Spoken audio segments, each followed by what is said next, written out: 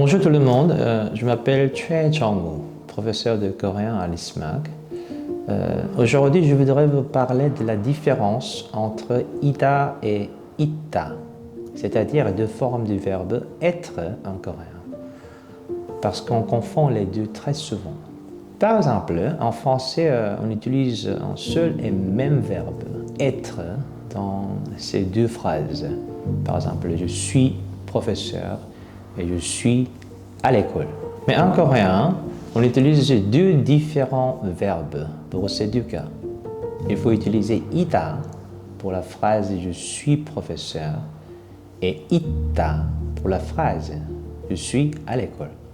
Parce que ida est un verbe d'identité, tandis que itta, c'est un verbe d'existence.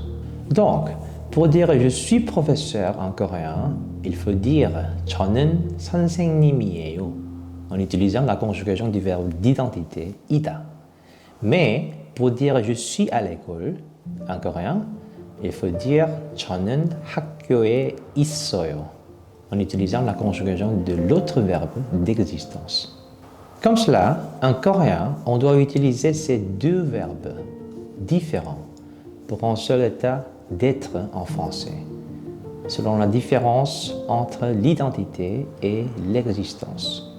Mais il faut faire attention à mon explication jusqu'ici, parce qu'en fait, il n'y a pas de verbe comme être en coréen, même si j'ai déjà expliqué qu'il y a deux versions de ce verbe. En fait, ida n'a rien à voir avec itta, donc on ne peut pas dire que ce sont deux versions du même verbe être, parce que ce sont les deux verbes tout différents et indépendants en coréen. Mais en français, on utilise un seul et même verbe être, comme be en anglais ou sein en allemand, pour une seule et même situation qui correspond à deux situations différentes en coréen. Donc, notre question ne doit pas être comme cela. Pourquoi en coréen on divise et distingue ces deux significations du même verbe être? Non. Au lieu de cette question, il faut interroger comme cela.